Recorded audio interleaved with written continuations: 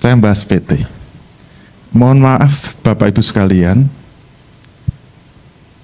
kita pengusaha. Saya ingin tanya, legalitas usaha Bapak Ibu sekalian apa?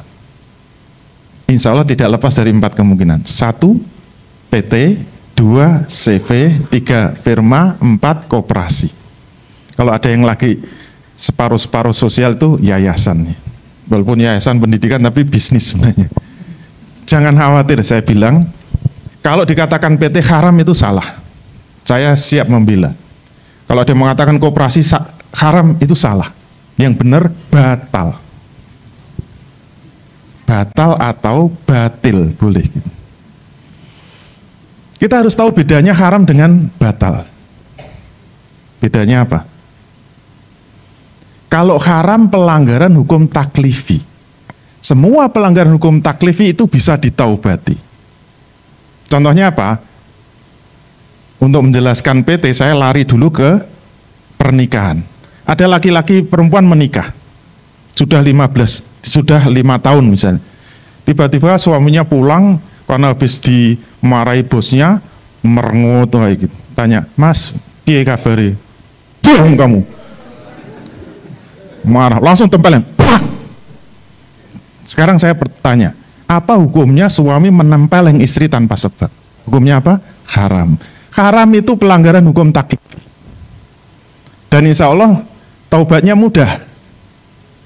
Langsung istighfar, astagfirullah, astagfirullah, ya Allah, saya khilaf, ya Allah, maafkan saya, ya Allah.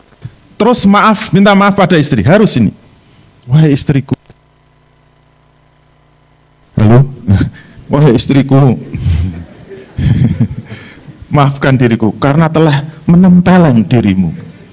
Tunggu sampai dijawab. Saya terima maafmu atas tempelenganmu kepadaku. Nah, kalau dijawab kayak gitu, selesai. Insya Allah dosanya dihapuskan oleh Allah. Pelanggaran hukum taklifi mudah menyelesaikannya. Tapi kalau pelanggaran hukum wad'i tidak bisa ditaubati. Apa bedanya? Pelanggaran hukum taklifi itu kalau munculnya halal atau haram. Tapi kalau pelanggaran hukum wad'i itu munculnya sah atau batal.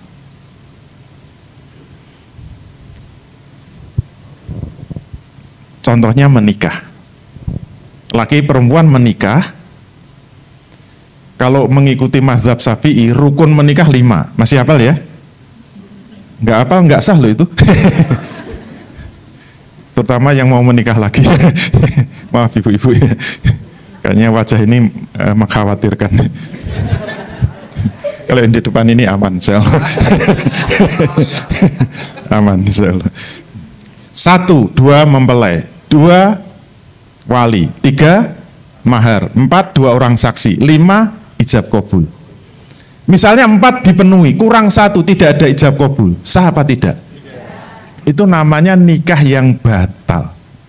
Itu pelanggaran hukum wad'i. Akibatnya semua amal di atasnya, yaitu hukum taklifi, semuanya haram.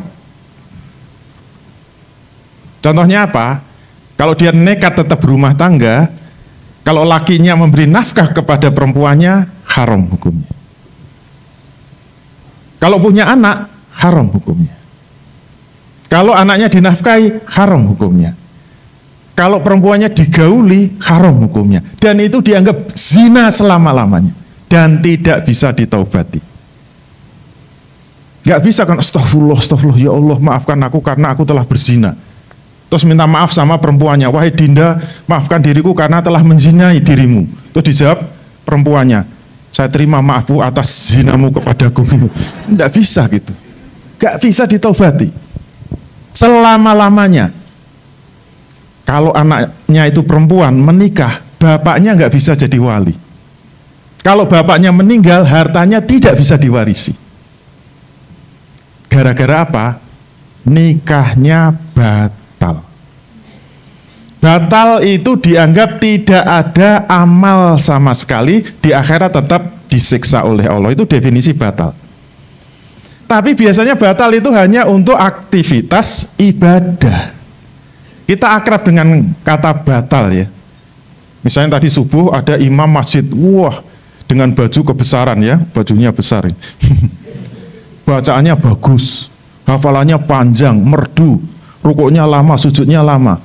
Sampai salam tiba-tiba dia berdiri, jamaah, hei jamaah, mohon maaf saya belum wudhu. Ambiar itu, satu masjid. Terus dia duduk istighfar, astagfirullah, astagfirullah. Terimalah sholat saya, terima. Bisa diterima? Nggak bisa, ditaubati nggak bisa. Caranya gimana? Harus wudhu, kemudian mengulang sholatnya. Kalau nikah itu batal, nggak bisa ditaubati. Harus mengulang lagi nikahnya, harus akad kembali, dan 5 rukun harus dipenuhi, baru disebut sah. Maka amalnya baru disebut halal. Jadi hukum wad'i itu hukum yang mendasari hukum taklifi. Itu juga ada di hukum bisnis. Saya sampaikan di Jakarta itu, mohon maaf, kalau kita punya perusahaan kok bentuknya PT, akad PT itu batal. Sehingga semua amal bisnis kita haram semua. Jual belinya haram, sewa menyewa haram, uang yang didapatkan haram, semuanya haram. Gara-gara apa? PT-nya batal. Ayo, ada yang protes? Nggak percaya? Baca buku saya. Bisa batal kenapa? Jawabnya sama kayak tadi, tidak ada ijab qabul. Loh, bukannya bikin PT itu mesti ada tanda tangan? Bukankah tanda tangan itu bisa mewakili ijab qabul? Ijab qabul boleh pakai tulisan, itu boleh. Al-kitabatu kal khitab, kaidahnya tulisan bisa mewakili lisan, boleh, sah. Tetapi kenapa tetap tidak dianggap ijab qabul? Karena PT itu sebenarnya persekutuan modal, syirkah musahamah istilah Arabnya. Jadi PT itu sebenarnya bertemunya modal, ketemu modal, ketemu modal, ketemu modal. Modal ketemu modal membentuk akad ijab qabul tidak sah. Itu kayak nikah wong wedok ketemu wong wedok. Perempuan menikah dengan perempuan walaupun dengan ijab qabul tetap tidak sah. Terus bagaimana kalau tetap nekat berumah tangga perempuan dengan perempuan itu supaya bisa punya anak? Dia menyewa laki-laki untuk menghamili dirinya, dibayar. Itulah PT. Kasih contoh pakai nikah kok jijik ya. Padahal sama loh itu.